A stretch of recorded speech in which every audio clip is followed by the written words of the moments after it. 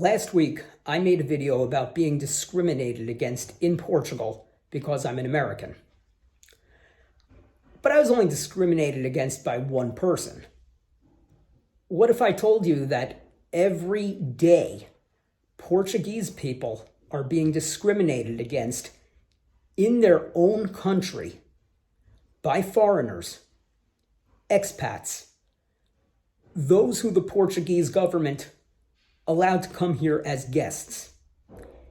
It sounds outlandish, but it is 100% true. My name is Howie. This is Positively Portugal. Let's get into it.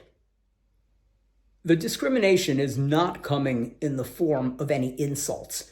There are no slurs, no harsh words being thrown around.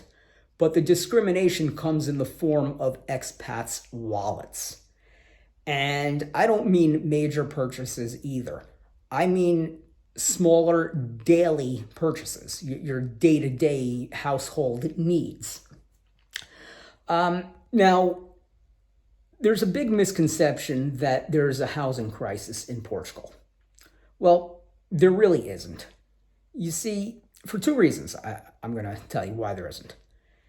Before the worldwide health scare in March 2020, there were homes available, homes on the market for sale, for rent, and they didn't go anywhere.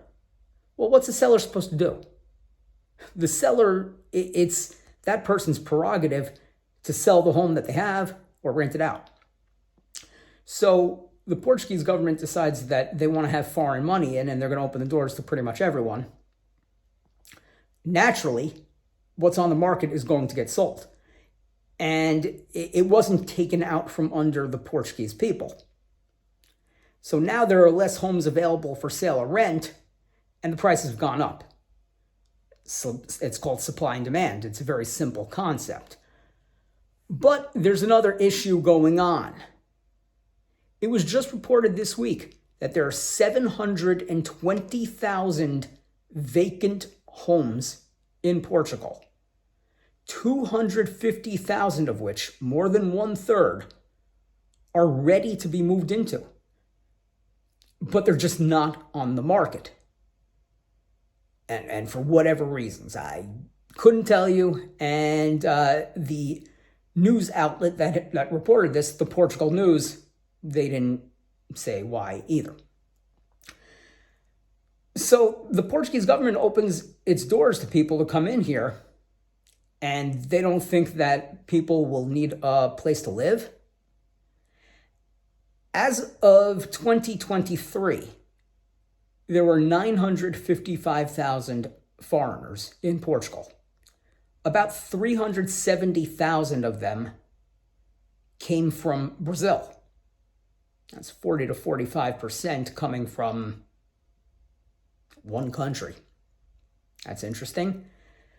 And now that we're midway through 2025, that number is closer to 1 million. We don't have an official number yet. But the homes are available. And we can complain until the cows come home. The foreigners who came here need a place to live. But the dangerous thing here are your daily purchases. You go to a store. You need household products, whether they be cleaners for your home or other bathroom products or food. I'm going to put this into perspective for you.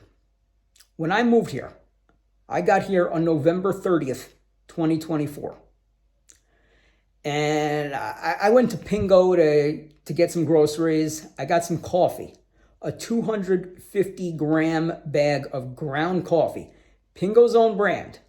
And I only buy the own brand because I'm not a coffee connoisseur. I know Portuguese people love Delta coffee. I cannot taste the difference. But that 250-gram bag was €2.50. Today, 7.5 months later at Pingo, it's €3.50. And that's the highest one. There's no other store that has it, but the average price now for coffee, a 250-gram bag, store brand, is €3. That's a 20% increase in 7.5 months just for coffee. That's one product. You need another example. Look at tomatoes. When I came here, I would normally find them for about €1.59, €1.69. And now it's not uncommon at all to find them over €2 a pound. Pardon me, €2 a kilogram. I'm going to do that for the remainder of my life. Dollars, euros, pounds, kilograms.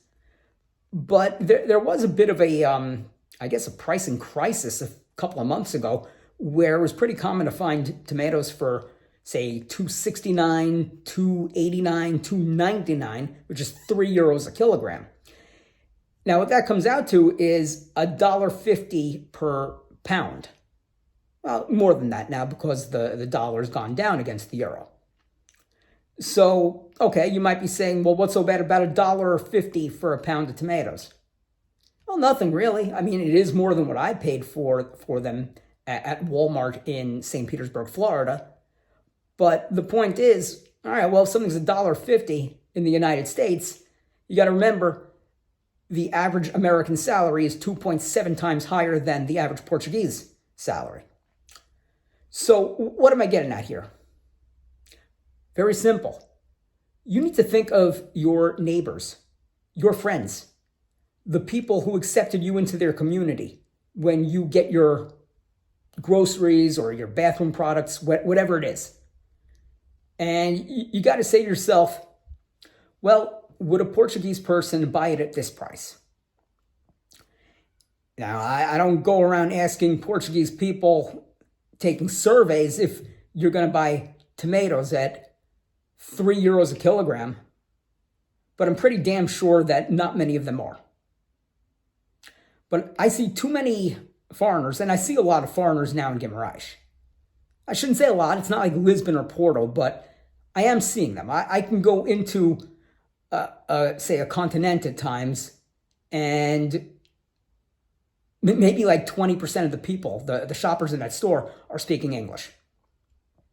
I don't know where they're from. I'm not going to make any assumptions. I can tell you that where I'm from in the United States, okay, there are only 14,000 Americans living in Portugal as of that 2023 census or survey, whatever they call it here in Portugal. And that had gone up from 3,000 the last time they took that survey, which I want to say was in 2015, might have been 2016. So that's a lot. It's a big exponential increase. Another example of this, peppers. When I moved here, a kilogram of peppers, green, red, whatever, €2.29. Now the most common price is €2.89. And you have a responsibility to your community to not make stupid purchases like that. And the reason why is if enough people buy it at that price, it's never coming back down. You see, farmers, manufacturers, wholesalers, they're not your friends. I know a lot of people have this altruistic vision of farmers, how they're the good guy. And look, a lot of them are. But they're human beings. Just like anyone, they would rather work less and produce less of a product and sell it at a higher price than to produce more of a product and sell it at a lower price. And again, if enough people are buying that stuff at a higher price, you're pricing out the Portuguese people. And it's not just a Portugal thing. A lot of expats from all over are moving to places like Spain, Italy, I guess to a lesser extent, Greece, Turkey. Or is it Turkey now? Who knows? But it's the same concept. And they're actually actively protesting this in Mexico. a lot of Americans have moved to Mexico City. And for what we think here that migration has done to prices in Portugal, apparently it's even worse in Mexico. The way I feel about that, I don't know, because it's hard for me to sympathize with Mexico, seeing how many illegal aliens from there are in the United States and how many more they let in from countries south of them to get to the United States. But the types of migration are different. When people came to the United States from whether it be Mexico, Portugal, anywhere else, it's a different time. They come there and they assimilate to the American way of life, the prices, the economy, American dollars. What I did was something very different. I get an American salary and I move to a country with a lower cost of living. But I'm not an asshole about it. If I see something and I say there is no way the people around me are going to buy this product at this price, then guess what? Neither am I. Now, I might like a couple of slices of tomato on a sandwich or in my salad, but I'm responsible enough to know when to do the right thing and how to do it. Circling back to real estate and the higher prices, there is one thing that expats screwed up for everyone. There used to be a custom when you wanted to rent an apartment or buy a home where you would negotiate the price with the owner or the landlord. And that doesn't exist anymore. Maybe in very sparsely populated areas or just very small cities, stuff that you might not even consider a city. I say, I don't know, Bragança or Viseu, for example. Small cities, maybe large towns.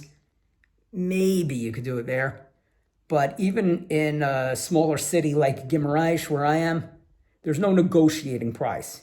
And you damn sure better not expect to find that in Lisbon, Porto, and the Algarve, because you'll get laughed off of wherever the hell you are.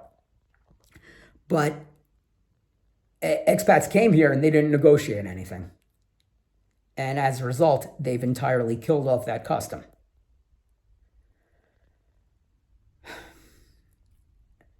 But to sum this up, you do have a responsibility to your community. Don't act like an ass. If somebody like me, an expat from the United States, can come here and say to myself, wow, I'm seeing a large increase in prices in a very short amount of time, and that's with an American salary, just imagine how badly the people around you, your friends, your neighbors, are being hurt. And as great as it is that the Portuguese government opened its doors to people to come, remember, this is not something that Portuguese people had an option to vote on. So, yeah, be better. If you want more videos about moving to Portugal, the process of getting here, Portuguese football, anything Portugal related, please like the video, leave a comment, subscribe to the channel, hit the bells for notifications. Pardon me, the bell. It's only one bell. Those are the best things you can do to help a content creator on YouTube. I want to thank you all for watching, and we'll be back here in a few days.